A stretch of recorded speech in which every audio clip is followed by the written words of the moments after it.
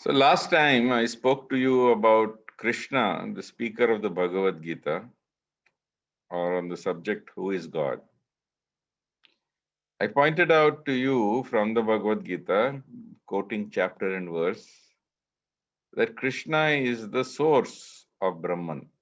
Brahmano hi pratishtaham, amritasya avyayasya cha,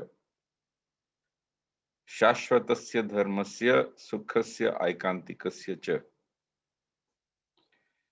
Now we come to the subject of the individual soul, or the question is, who am I? So if Krishna is the source of Brahman, then Brahman is the source of two of God's energies. One energy of God is called his Bhinna Prakriti, and that Bhinna Prakriti of God is his inferior separated energies.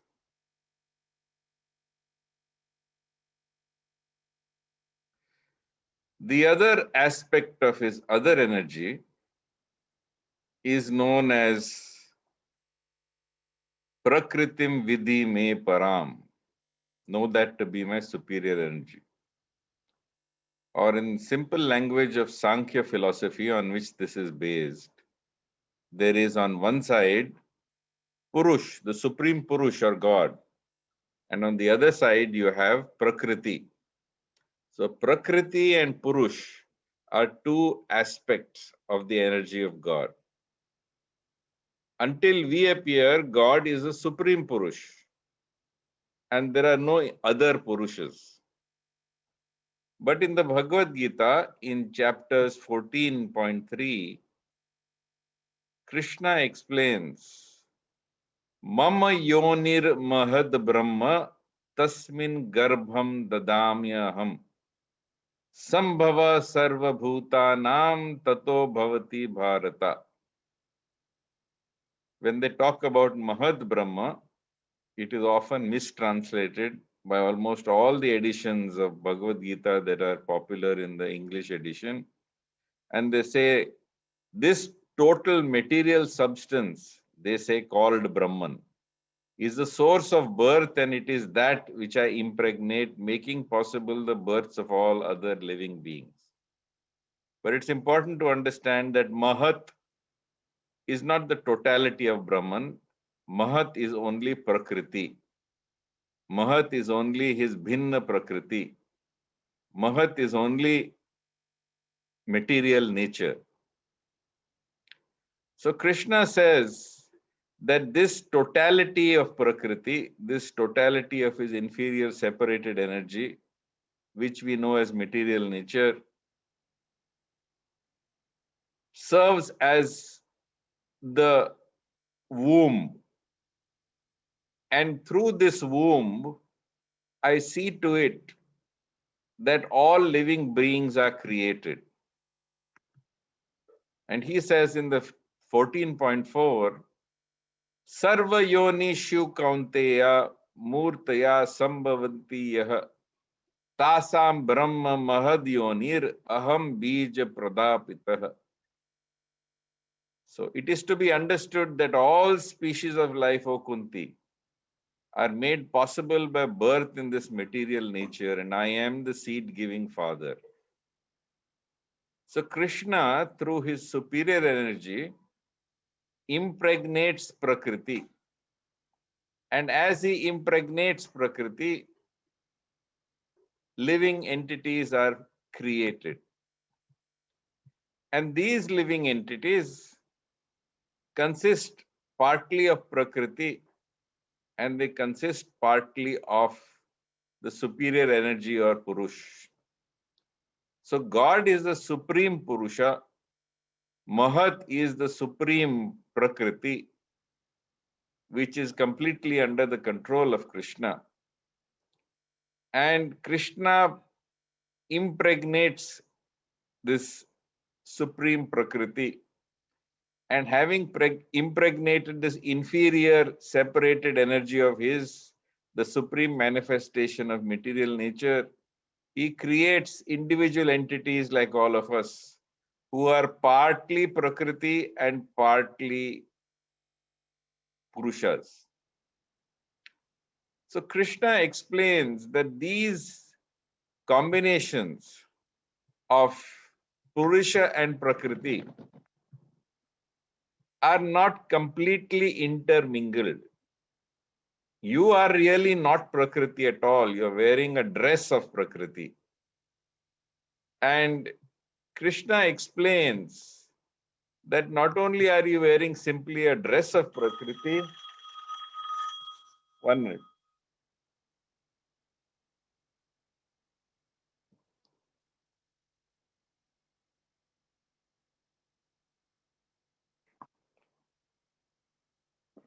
Not only are you wearing only a dress of Prakriti, but in addition to that, that Prakriti does not mix with you, or you do not mix with the Prakriti.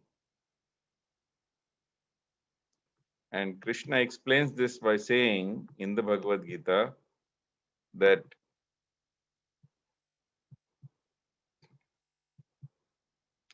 Yatha sarvagatam saukshmad akasham nopalipyate sarvatra avastito dehe tathatma nopalipyate. This is in chapter 13, text 33. The sky, due to its subtle nature, does not mix with anything, although it is all pervading. Similarly, the soul does not mix with the body, although situated within the body. So the soul is the individual Purusha. God is the supreme Purusha. And this individual Purusha, which you are, is situated within Prakriti. And what is that Prakriti? Krishna explains, Bhumi apo nalo vayur kham mano buddhireva cha ahankara itya me bhinna prakriti ashtada. Earth, water, fire, air, ether, mind, intelligence, and your false ego. All of these, Krishna explains, are part of my inferior separated energies. Then Krishna says, but you are none of these. Aparayam itastva anyam prakritim vidhi me param jiva bhutam mahabhao yayedam dharyate jagat. You are part of my superior energy. You are part of my superior energy. And this superior energy, which he calls as Prakritim Vidhi Me Param, it is the Param, it is the supreme, which you are, which is you are the individual soul. This individual soul, Krishna explains, is you. Krishna also goes on to explain that, as I said, quoted earlier, that this soul, this individual soul, does not mix with the Prakriti. Just like the sky, which does not mix with everything, although it is all pervading. Similarly, your soul, which is situated in this physical body of earth, water, fire, air, mind, intelligence, and ego, it does not mix with it. Yet it is situated in it and it pervades it. Krishna explains, Yatha prakashatya eka.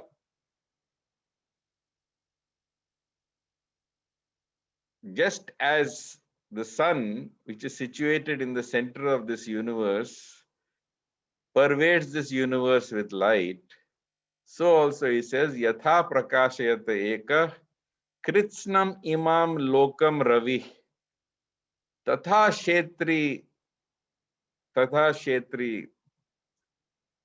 shetram prakashayatyo bharata. So also you who are situated in this body of earth, water, fire, air, mind, intelligence, and false ego, while you pervade it, you do not mix with it. In fact, Krishna goes so far as to say that this physical body which you have is perishable. In 2.19, Krishna tells Arjuna, Antavanta ime deha nityas yukta sharairinaha anashino apramasya tasmad yudhyasva bharatah. Only the material body is perishable and subject to destruction, not the indestructible, immeasurable, eternal living entity situated within you. Therefore, the Purush is indestructible. Avinashi tu tadvidhi yena sarvam idam tatam. That which pervades this body, your individual soul, is indestructible. Whereas this body of yours, which consists of mind, intelligence, ego, your false ego, which you think you are, also your physical body made of earth, water, fire, air, and ether, all of these are completely and totally perishable. So I'm going to simplify it and say it again to make it easier for you. There is Prakriti and there is Purush. Purush impregnates Prakriti. When Purush impregnates Prakriti, all of us who are Purush, mini Purushas, are now within a body and mind of Prakriti. So nature is earth, water, fire, air, ether, mind, intelligence, and ego. Your physical body of flesh and blood, your mind, your intelligence, your ego, all the things that you think you are not. That is really Prakriti. You are the Purush. And as the Purush, you pervade this body of flesh and blood.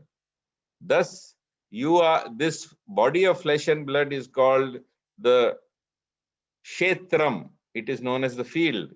You are the knower of the field, which is Kshetrajna. Now, this soul that you are, this individual soul that you are, is indestructible.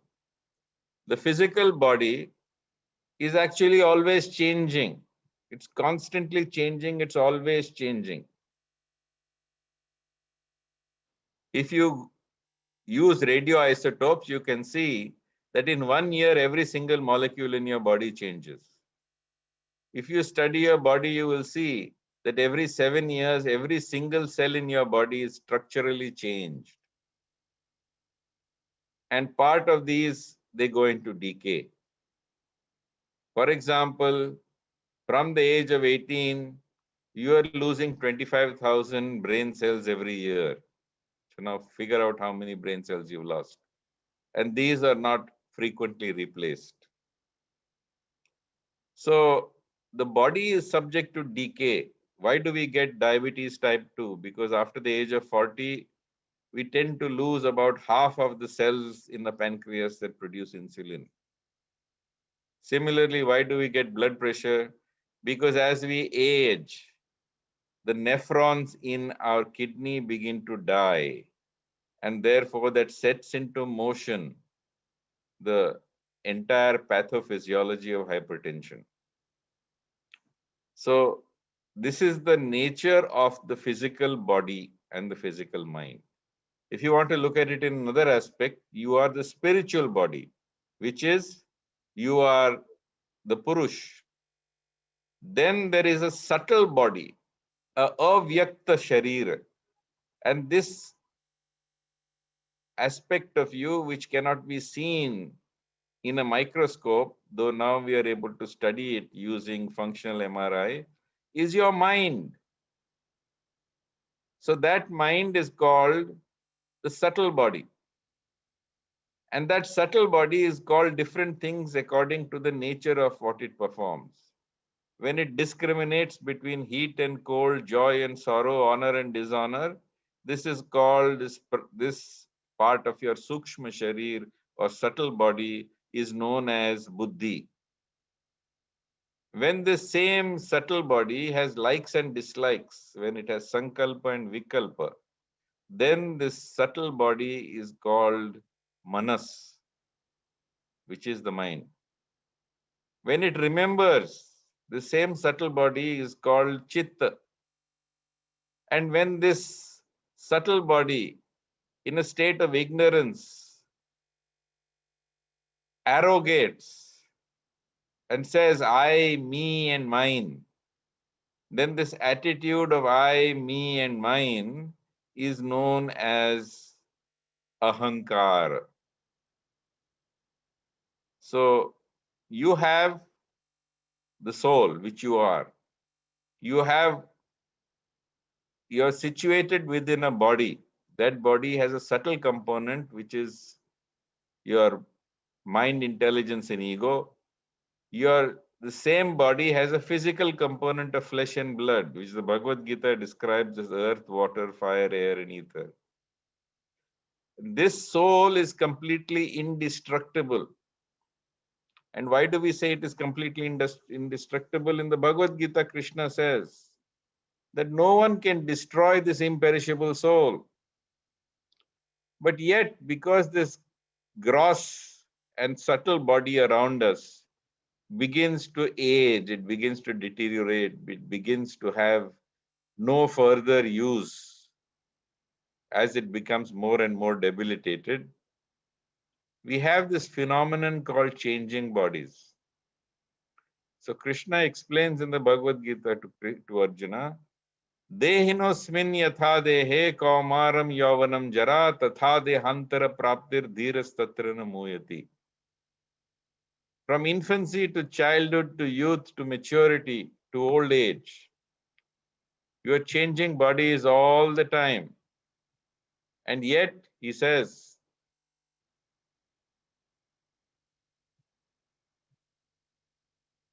while you are changing bodies all the time, you at the time of death leave this physical body and you acquire a new one. The soul itself does not die. It's impossible. The soul does not die.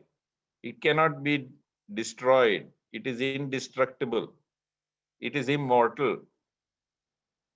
And yet, because of its misidentification, it is forced to take birth after birth. And why does it take birth after birth? Because at the time of death, just like you will cast off your old clothes and you will wear fresh ones, so also at the time of death, you will cast off your old body and you will acquire a new one. Now, when you are casting off your old clothes and when you are acquiring a new set of clothes, something goes with you from one gross body to the next. Shariram yadavapnoti yachapya utkramati ishvara grihit vaitani samyati vayur gandhani va ashayat. The soul leaves the body and moves on to the next, carrying with it the impressions of the previous life, just like the breeze carries the fragrance of a flower. So what happens? You leave this body at the time of physical death and you move on to the next body. But as you move from one body to the next, just like the breeze carries the fragrance of a flower, you carry the impressions of your previous life. And how do you carry the impressions of your previous life? You carry the impressions of your previous life by carrying with you the subtle body. So the Sukshma Sharir travels from one body to the next. The Sthula Sharir, which is the gross body of flesh and blood, that perishes and that experiences death. But the Sukshma Sharir persists because of your identification with your self. And it accompanies you from one body to the next. This Sukshma Sharir is very important because this forces you to take rebirth. And your attachment to your sense of self through your false ego forces you to take a rebirth. So what happens is, what does the subtle body carry with it? The subtle body carries with it a bundle of ignorance. It carries with it all its unfulfilled, inchoate, unexpressed, unfulfilled desires. It carries a bundle of vasanas. All the desires you were unable to, all the desires that you were unable to fulfill in this life, these desires you carry with you to your next body and to your next life. And not only that, you carry with it all the thought patterns, speech patterns, behavior patterns. And these thought, speech, and behavior patterns that you carry with you, all these, my friends, are your karmas. So your subtle body is a bundle of karmas. It is a bundle of vasanas. It is a bundle of the impressions of the previous life.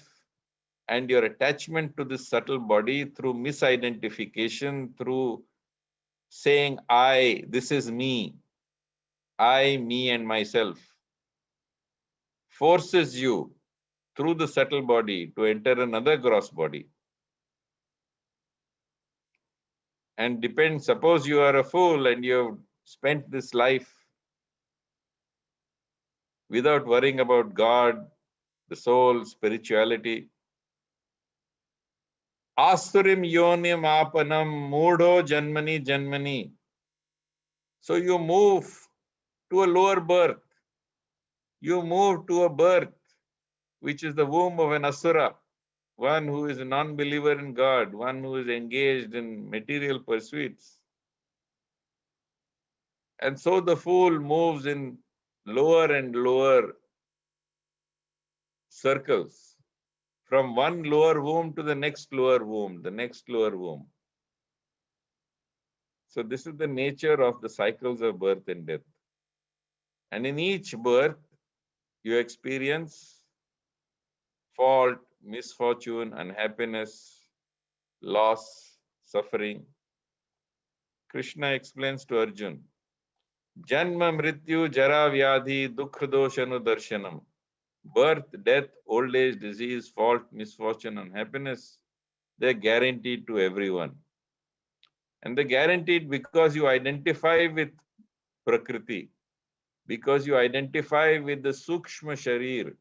And this Sukshma Sharir, which is your bundle of suffering, carries you from one body to the next. And in the interval between two bodies, this Sukshma Sharir, which is the repository of all the good you've done, of all the bad you've done, this Sukshma Sharir, which is the repository of all the evil you've done, of all the punya you've acquired, you experience this without the distraction of the senses. The body has senses, and the body distracts you from your subtle body. For example, this body, this mind itself is your heaven and your hell. But even if you're experiencing hell in this life, you can put on the television set, you can go for a movie, you can watch Netflix, or you can watch something else, or you can watch the news. You can pick up a book and read. You can hear good music. All these are the distractions of the senses. But, my dear friend, when you have left the body, and the same hell which you have created in your mind travels with you, there is no distraction. So all the hell that you've experienced in your mind is experienced in one single unending moment, which is called Narak. There is no time in Narak because there is no sunrise, no sunset. It's in the subtle body that you live. And this suffering which you have created in your mind, you experience it fully. And then all the punya you've done in your life, when you've done good things, still you will find people who criticize you, who curse you, no matter how much good things you have done.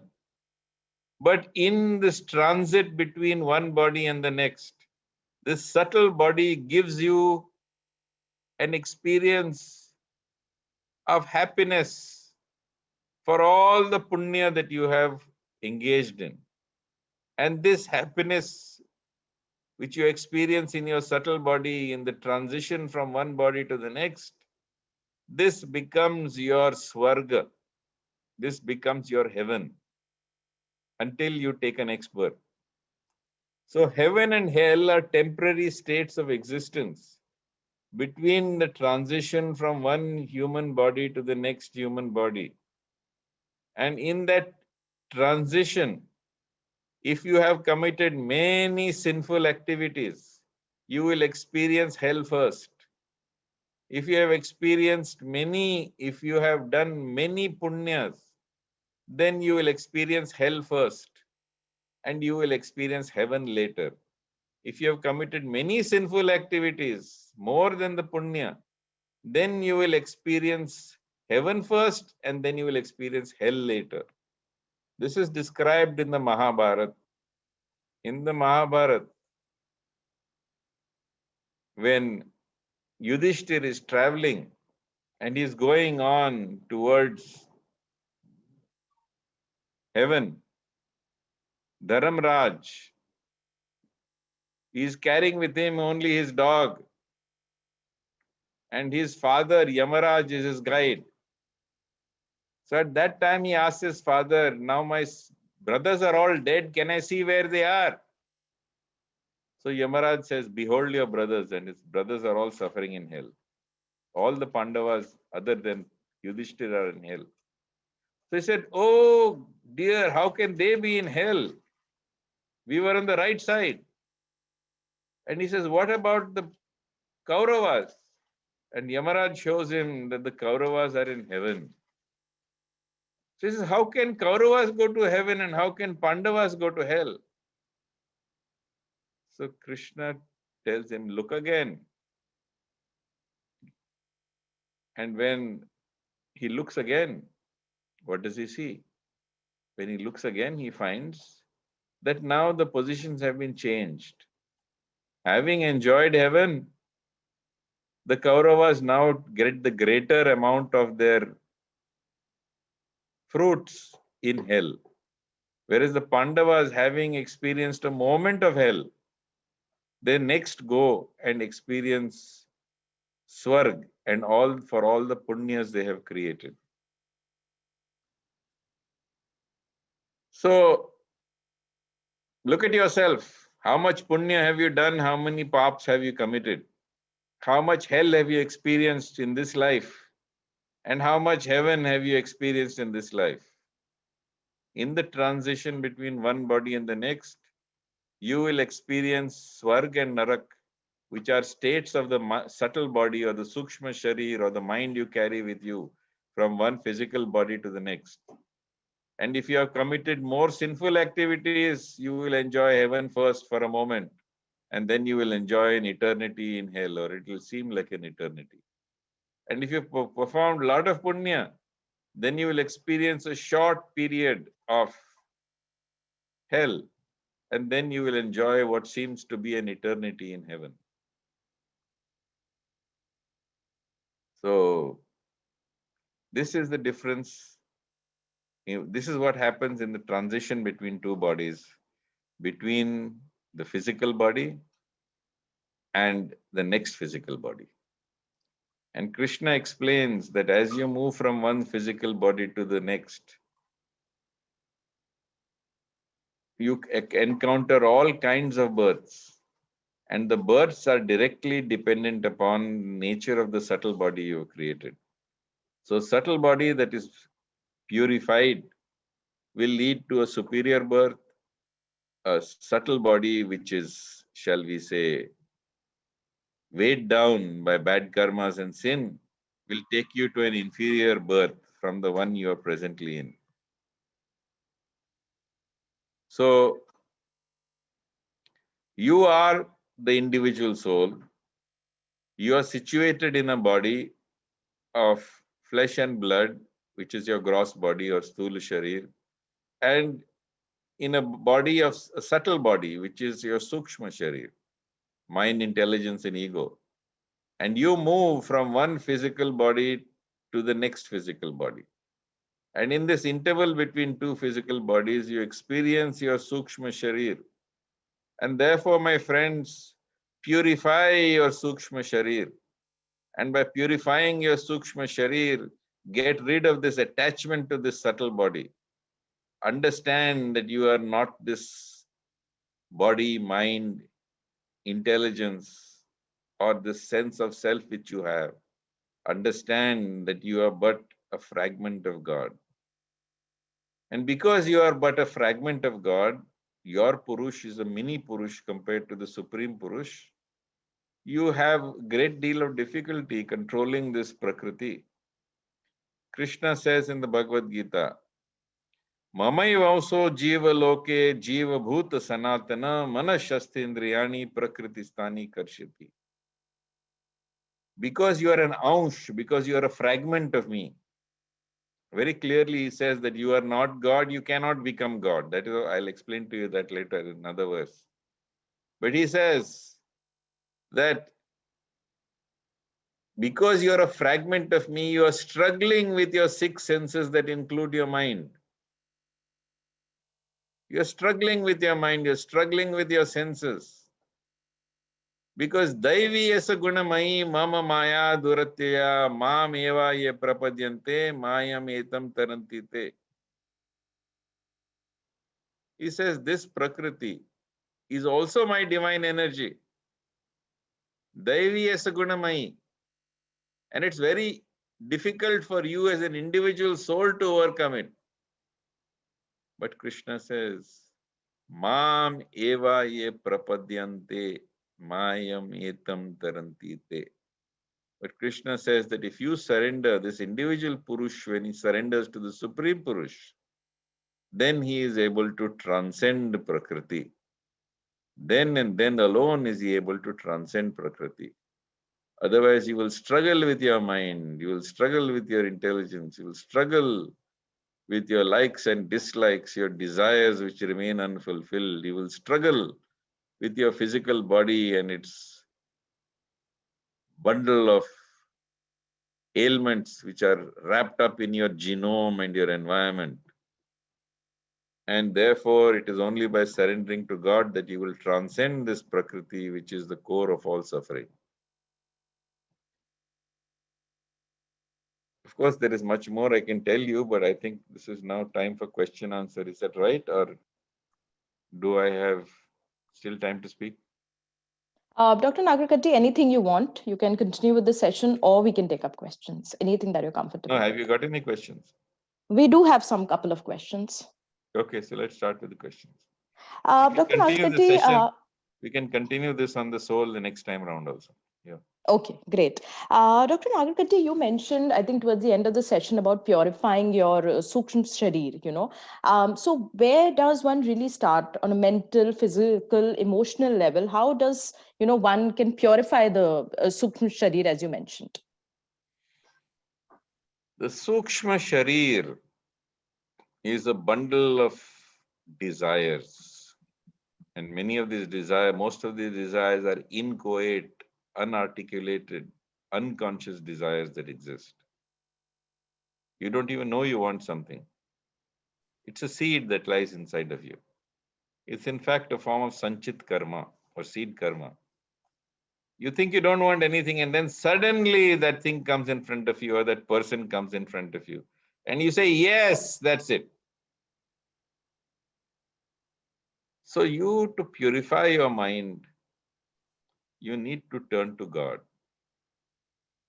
And by turning to God, you need to remember God and forget self. The self is the source of all suffering. The feeling, yes, this is what I am. And then all that you spend your life doing is looking after I, me, and myself, and what is mine. And in looking after all these things, you do not realize that God is actually looking after everything. You imagine that you are the doer. You imagine that you are the enjoyer. You imagine that you are the possessor. And thus you get into repeated cycles of birth and death. With attenuation of the self, with weakening of that sense of self, with annihilation of that sense of self, with transcending that sense of self, with surrendering that sense of self at the feet of God, you become purified. And through the remembering God and forgetting self, this purification leads you to become free from the cycle of birth and death.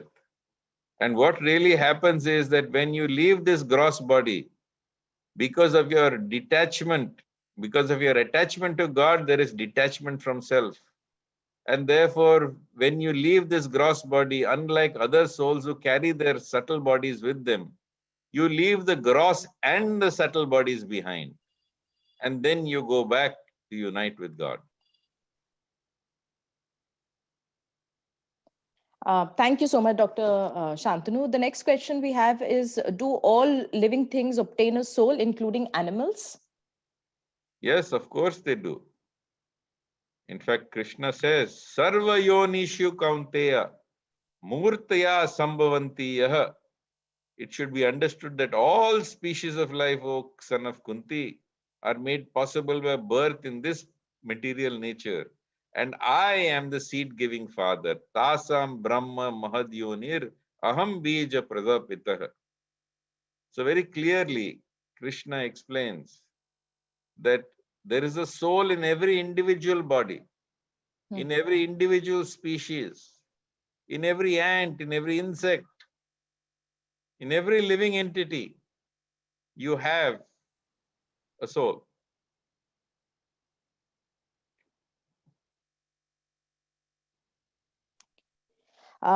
Thank you. The You promotion of these mentioned. souls, there's also what we call a spiritual evolution. The Mhm. promotion of these souls from lower animal forms to higher animal forms, and from higher animal forms to human forms, takes place automatically. But when you come to the human form of life, you're expected to make your own efforts and your own progression, both in humankind as well as to become free from birth and death. Yes. So what is happening is that animal souls are reaching human souls, proto-human souls, then evolved human souls. And what is happening after that? Those souls that do not make an effort to move beyond the human body and move back to divinity, they have a problem. That's why we have overpopulation. To give you an example, if you are in a school where there are no exams right up till your boards, then if you don't pass the boards, you will be just one of that final class, and there will be so many students in the final class while everyone gets automatically promoted in the lower classes. Hmm. Yes, what's the next question? Dr. Nagarkati, you mentioned that the soul is indestructible and it cannot be destroyed. So someone wants to know that when a soul takes over a new body, does it leave behind all that was there of the old body? And often people say when they're young, when they're children, we have heard of instances all around the world that they get these visions of past lives and things like that. So how does that work?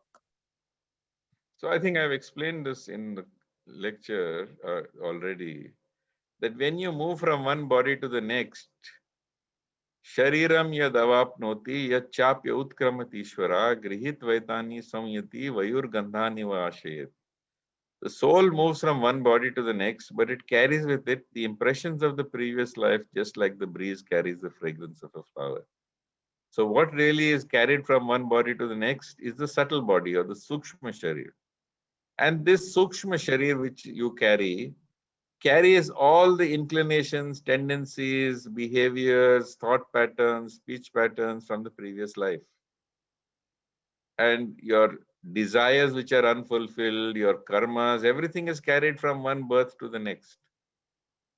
But you see, the episode of dying is so, we'll cover that in another subject, but Hmm. the passage from one body to the next is very traumatic, because you're not losing a hand or a leg. You're losing everything. True. You're losing all the people you ever known in this life. And that is such a big shock that you get post-traumatic amnesia when you move from one body to the next. And it is designed that way, so that when you go to the next body, you can begin with a blank slate. Well, not really a blank slate, because you've carried all your stuff with you, but the memories you do not carry. Even those children who remember their past lives, usually by the age of 5, they begin to forget their past lives. People don't believe in reincarnation, but you should look up the examples of people who have done research on this. Dr. Ian Stevenson at the University of Virginia has done a lot of research on patients who have actually suffered, who can remember their previous life. And he has traveled around the world, not only in countries where reincarnation is accepted, like India, but even in other Western countries, even in other countries where they don't like the idea of reincarnation, like say Middle East or in the Western countries, still he has collected examples and volumes of children who have remembered their past life. Right. Thank you, Dr. Shantanu. I think we have time for take a couple of questions. This is not really, I think, a question from this particular session. It's more of a generic question. Was there anyone apart from Arjuna who listened to the Bhagavad Gita when Krishna was talking? All of you are listening to Bhagavad Gita right now. All of you. And this talk between Krishna and Arjuna is a conversation that is meant for all of humanity. And those who listen to this conversation full of faith and full of devotion, such people transcend this cycle of birth and death and move back to God. Started with Krishna and Arjuna. It was repeated by Sanjaya to Dhritarashtra, and then it became part of the Mahabharata, and this has been read by innumerable souls who have used it as a gateway to go back to God.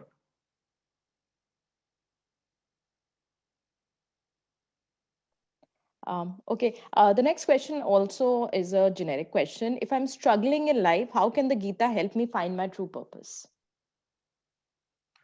If you're struggling in life by remembering God and forgetting self, you will go beyond suffering. Dukheshu anudvignamana sukheshu vigat spriha vita raga bhaya krodha stitadi mani uchate. You will reach that position of Sthita Prajna, which is described in the Bhagavad Gita, 2nd chapter, and repeated in many forms throughout the Bhagavad Gita, which is the goal of all humankind. And you become, as the verse says, Dukheshwa Anudignamana. You will be unaffected by sorrow. You will not be excited by joy. You will be free from attachment, fear, and anger. And in that state of mind, that equanimity of mind, in that silence of mind, you will see everything with clarity. And as you see everything with clarity, you will see what is your swadharma, your duty, your responsibilities. And you will perform them in a spirit of devotion and renunciation to please God. Yatah pravitve bhutanam yena sarvam idam tatam swakarmana abhyarchaya siddham vindati manavaha. And by performing your God-given duties in a spirit of sacrifice to that all-pervading Lord, you will attain perfection.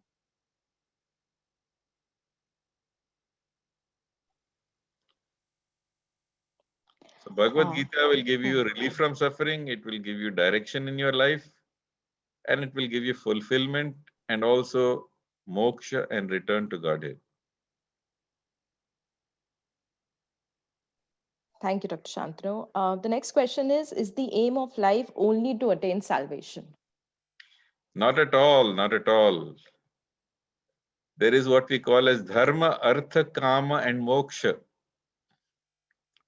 Dharma is to perform your duties in this world. because your duties which you perform are that which holds this world together. Artha is to acquire wealth, to acquire the means, to have things within this world, which are your legitimate right. Kama means to have legitimate sense gratification and pleasures within this world, all that are legitimate and that are earned by you. And lastly, you have moksha. So the unfortunate thing was that at the time the Bhagavad Gita was being spoken, and even after that, there have been religions that have focused entirely on moksha. And they have asked you to give up your wife, your husband, your children, go into the forests, go into a monastery, go move into a temple, and then focus only on moksha, which is rubbish. The Bhagavad Gita is also about moksha, but it uses dharma as a means to attain moksha. And the reason Krishna comes here is to engage everyone in dharma so that the entire world may be sustained and maintained. So he clearly says, Yada yada hi dharmasya glanir bhavati bharata. He doesn't say Yada yada hi mokshasya. Moksha is a matter of course. It will come naturally to those who follow the Bhagavad Gita and perform dharma. But first, dharma. Do not be fooled into shaving your head, wearing orange robes, abandoning your profession, abandoning your job. Perform your duties, your responsibilities at your workplace as well as with your family. Right. And do that as in a spirit of sacrifice and devotion to please God, to please Krishna. And if you act in this manner, you will automatically attain moksha without even desiring moksha. Krishna says, Vasudeva Bhagavati Bhakti Yoga Prajita Janayati Ashu Vairagyam Jnanam Cha Yada Haitukam. If you worship Krishna in the correct manner through the performance of your dharma, you will attain both detachment from the world and spiritual knowledge. Okay. So I think we can take, don't yes. become a moksha hound. You've seen these hounds who keep on howling. So there are moksha hounds who keep on howling. Moksha, moksha, moksha, moksha.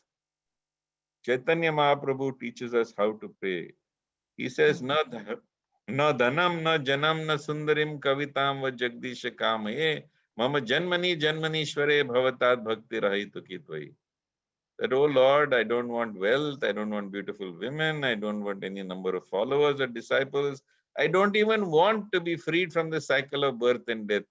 I don't mind being born again and again in this world so that I can serve you.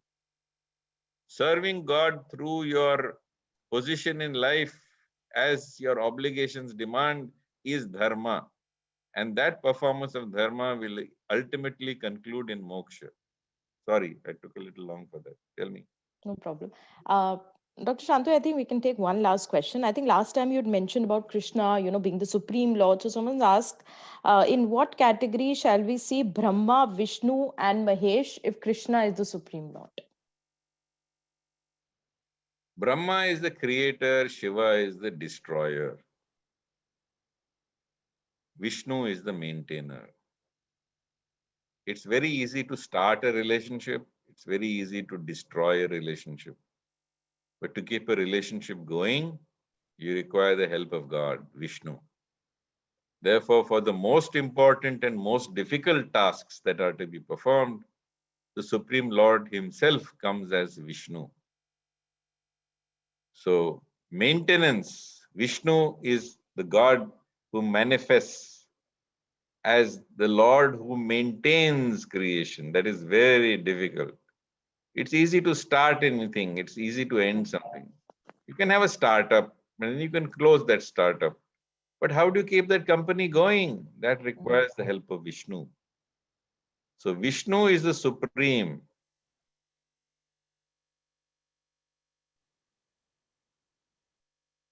The creator and destroyer.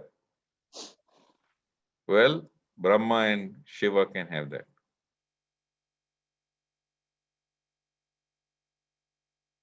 In this Western world, creativity is given very great importance. And Brahma is a creator, so you must have creativity. Oh, stupid people, don't you realize nothing new has ever been created in this world? And no matter how much you may create, ultimately it comes to destruction. Therefore, it's important to maintain, and to maintain, you require to be centered on Vishnu.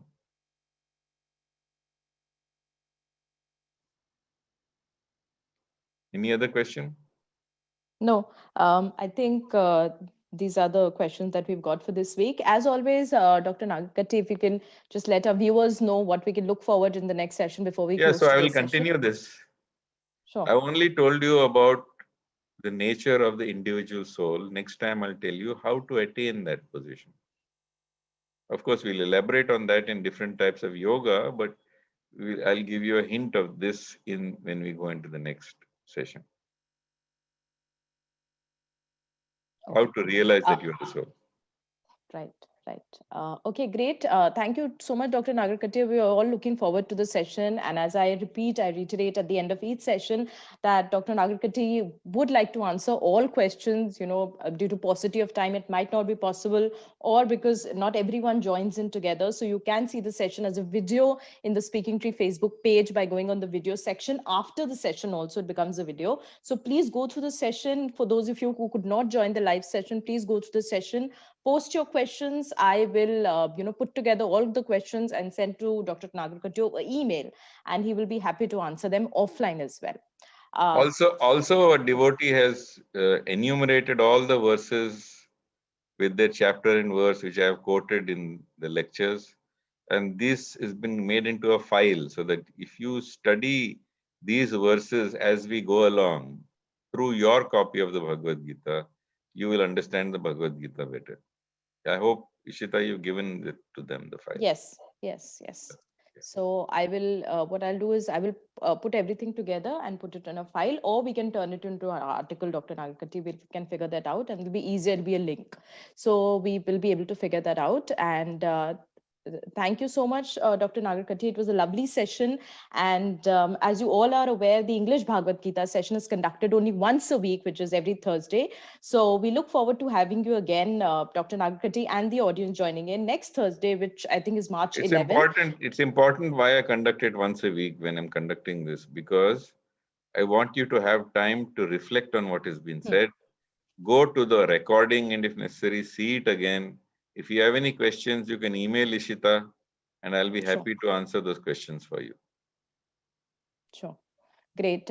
So again, as Dr. Nagarkatti said, please, see the questions, go through the recordings again, and please put in all your questions in the comment section or email them, whatever you think is convenient. And we look forward to having you again with us, Dr. Nagarkatti, next Thursday at 8 a.m. Thank you so much for joining in. Namaskar.